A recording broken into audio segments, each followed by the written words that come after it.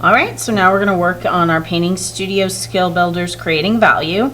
Value is the lightness and darkness of a color. Begin painting pure white and a touch of color at a time until you've reached pure color. So starting here white, then adding a little bit of what this color says, red, and then adding a little bit more red, a little bit more red until you get to regular red. Then begin adding a touch of black until you finally reached pure black. So then you have red, add a little bit of black, goes here, a little bit more black, a little bit more black.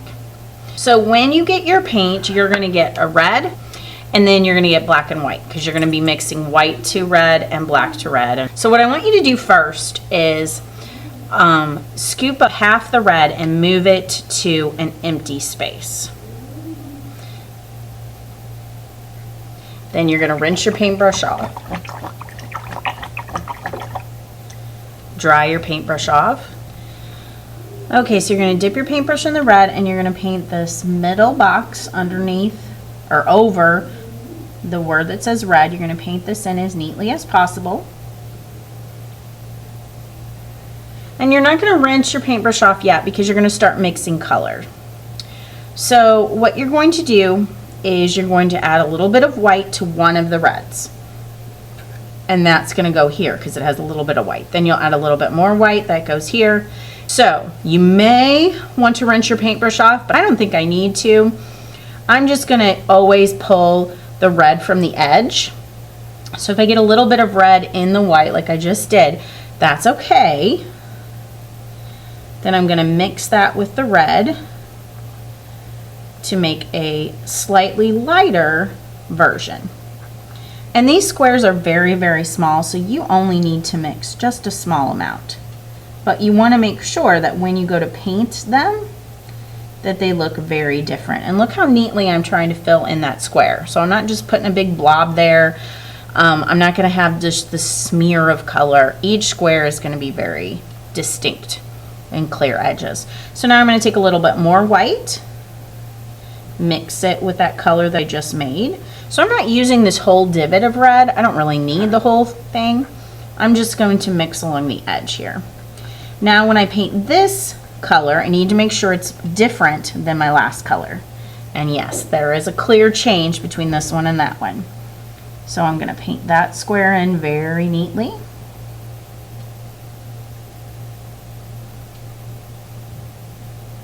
And then I'm going to take some more white, mix it with that red, that pink color that I just made to make it a little bit lighter.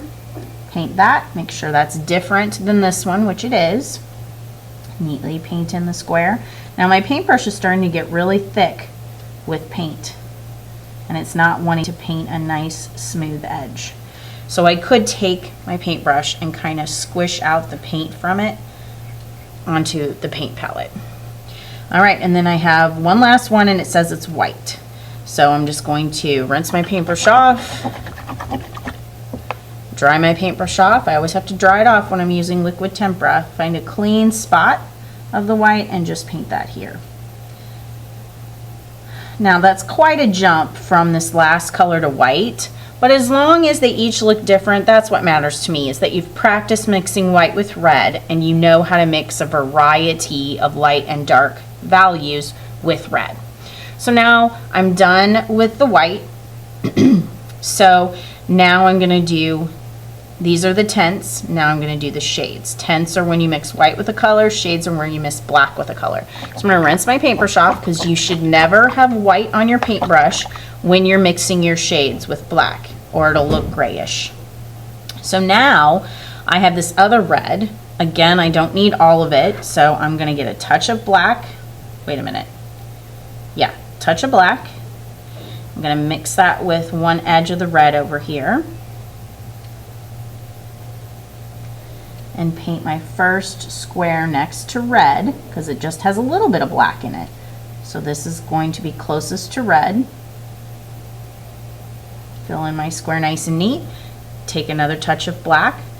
And black changes the color pretty fast, so you don't need a whole lot of black. Paint my next square, making sure it looks different than this last square, that this color is different than this color, and it is. If they look the same, then you need to go back and add more. Either more white if you're mixing tints or more black if you're mixing shades. And then dip one more time. Mix that around in the color I just painted. So I make it darker. Paint this next to it. Now, to me, that looks very, very similar. So I'm going to add some more black.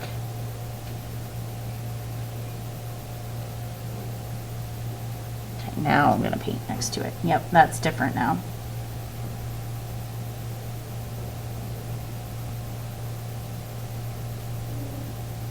Now I have the medium-sized paintbrush. You may want to use the small paintbrush. So I'm finished, and my last square is black. My paintbrush has a bunch of black and red on it, so I'm going to rinse it off, dry it off, put it in the black that isn't messed up, and paint my last square black. On your paint tray today, you're only going to need the 3 primary colors, red, yellow, and blue. You're going to mix the secondary colors. Okay, so now I have all the red, yellow, and blue spaces painted in. So now I'm going to be mixing the primary colors to make the secondary color.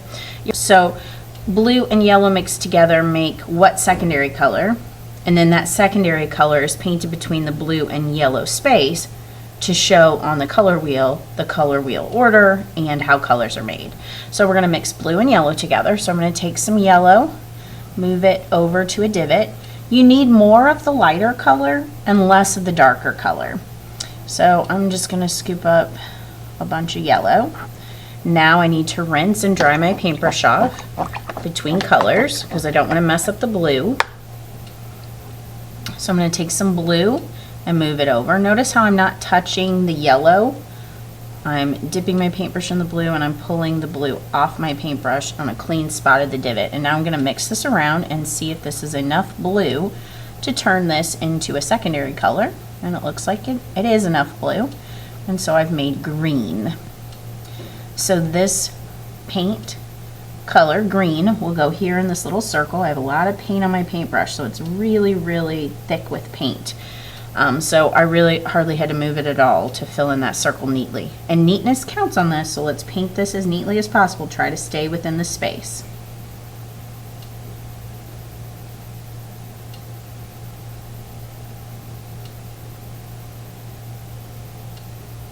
Okay, so I'm finished with the green. Rinse my paintbrush off,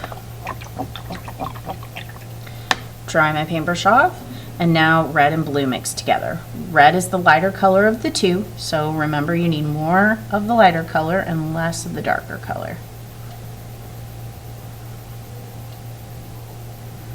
Okay, rinse my paintbrush off, dry my paintbrush off, and get some blue. Making sure not to touch the red, and mix that around. That looks like violet or purple, so we know blue and red mixed together make violet, so we're going to paint violet in the circle and then violet down here on the color wheel.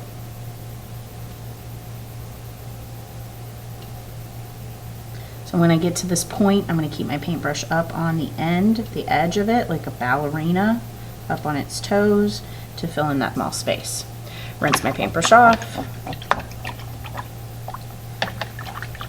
If you get paint on the gold part of your paintbrush, if you swish it over here in the water basin part where there's no teeth, it'll come off your gold handle.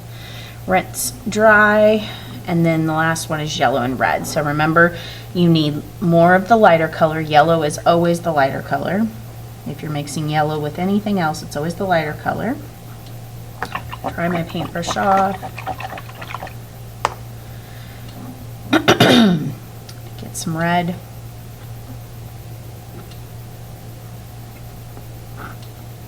All right, and then the last secondary color is orange.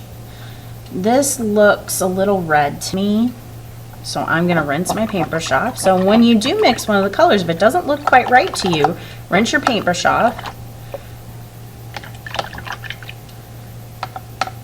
Dry your paintbrush off, and then add more of the color that you think you need.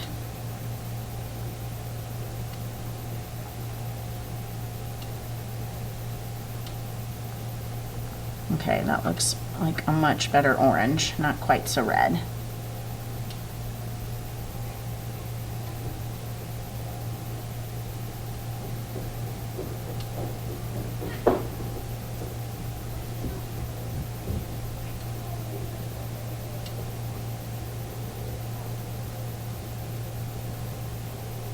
Okay, so that's painted nice and neat. You're going to take this, put this on the drying rack.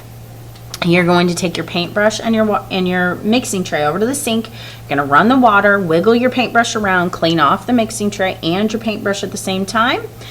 And then you will be finished with this Tempera Paint Skill Builder.